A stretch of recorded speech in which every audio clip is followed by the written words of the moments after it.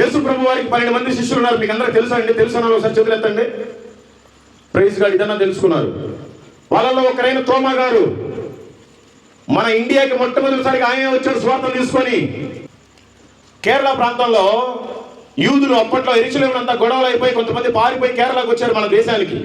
వాళ్ళంతా యాలకులు, చెక్కలు, లవంగాలు, మసాలా దినుసులు అమ్ముకుంటూ బ్రతుకుతారు. కొన్ని యూదుల కాలనీలే ఉన్నాయి అక్కడ.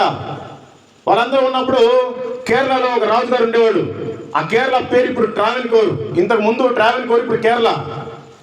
ఆ రాజుగారు అంట, నేను ఎక్కడా లేనటువంటి ఒక మంచి రాజమందిరం కట్టాలి, నాకు ఒక మంచి పనివాడు కావాలని వెతుకుతున్నాడు. ఒకసారి యూదుల దగ్గరికి వెళ్ళి ఆ మసాలా దినుసులు వాటి గురించి విచారణ చేస్తున్నప్పుడు, అయ్యా మా దేశంలో మంచి తోమా అని అతను ఉన్నాడు, మంచి కార్పెంటర్, మంచి పనివాడు, ఆయన తీసుకొచ్చుకోండి, మీకు బాగా కట్టి పెడతాడు, ఇల్లు మంచి మేస్త్రి అని చెప్పి ఆయనకి పరిచయం చేశారు. ఆ వెంటనే ఆ రాజుగారు పడవిచ్చి ఒక మంత్రి నుంచి ఒక భటుని నుంచి యెరూషలేము పంపించారు పడవ వేసుకొని. అప్పటికే ఇదంతా ప్రణాళిక. యేసు ప్రభు వారు ఏం చెప్పారంటే, నేను వెళ్ళిపోతున్నాను నా తండ్రి దగ్గరికి, నేను అంతా సిద్ధపరిచి మళ్ళీ భూమి మీదకి వస్తాను, మిమ్మల్ని తీసుకుని వెళ్ళిపోతాను, మీరు లోపల సర్వలోకానికి వెళ్ళి సర్వ సృష్టికి సువార్తను పెట్టేది చెప్పాడు శిష్యులకి. వాళ్ళంతా ఒకరికొకరు పొత్తులు పోక మనలాగే చీట్లు వేసుకున్నారంట. నువ్వే దేశానికి వెళ్ళాలి, నువ్వే దేశానికి వెళ్ళాలి, నువ్వే దేశానికి వెళ్ళాలి. తోమా గారికి అంట భారతదేశం వెళ్ళమని వచ్చిందంట చీటి. ఆయన ప్రార్థన చేసుకున్నాడంట, ప్రభువా నేను భారతదేశం పోనయ్యా, వాళ్ళు మూర్ఖులయ్యా, నన్ను కొట్టి చంపుతారయ్యా, వాళ్ళు వినరయ్యా, నేను పోనయ్యని మొరపెట్టుకున్నాడంట. ఆయన దర్శనంలో ప్రభు కనబడి, ఏ తోమా నువ్వు భారతదేశమే వెళ్ళాలి, ఇది నా చిత్తం అని చెప్పాడంట ప్రభు. అందుకని వాళ్ళతో పాటు ఆ మందితో పాటు పడవకి భారతదేశానికి వచ్చాడు. కొడంగలూరు అనే ప్రాంతం కేరళలో ఒక జిల్లా. మొట్టమొదటిసారిగా కొడంగలూరు ప్రాంతంలో వచ్చాడండి పడవలో నుంచి దిగి. ఆ పడవ ఇప్పటికే ఉంది, మీరు ఎవరైనా పోతే చూడొచ్చు. ఆయన 7.5 మందిరాలు కట్టాడు. ఏ రకంగా కట్టాడు?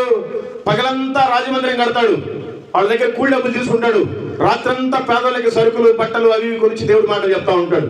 ఈ విషయం రాజుగారికి తెలిసి, అరే వీడు దేశం నుండి వచ్చి నేనే దేవుడిగా సలామన్ అవుతుంటే నన్ను కాదని వాళ్ళ దేవుడి గురించి చెప్తున్నా, నేను తీసుకెళ్ళి లోపల ఏంట్రా తీసుకెళ్ళిపోయి తోమా గారిని జైల్లో వేశారు. 1980 సంవత్సరాల క్రితమే ఆయన జైల్లో వేశారు. దేవాది దేవుడైన యేసు ప్రభుత్వం తిరిగి పడుకున్న వాళ్ళు అయినా కూడా వాళ్ళకి లెక్కలే తీసుకెళ్ళిపోయి వేశారు జైల్లో. వేసిన 3వ రోజు రాజుగారు తమ్ముడు చనిపోయాడు. ఈయన చెప్పాడు తోమా గారికి తెలిస్తే అందరూ ఏడుస్తున్నారు. ఏంటి అంటే రాజుగారు తమ్ముడు చచ్చిపోయాడు. అయ్యా మా దేవుడు చాలా మంచి దేవుడు, నాకు ఒక అవకాశం ఇవ్వండి, యేసు ప్రభు బ్రతికిస్తాడు, నేను ప్రార్థన చేస్తానంటే ఆ జైలు దగ్గర ఉండే ఆ జైలరు రాజుగారికి చెప్పకుండా పక్కన మంత్రి గారికి చెప్పాడు. ఆ మంత్రి గారు వచ్చి మళ్ళా 4 పనులు దాన్ని ఇంకోటి లోపలికి వేసాడు.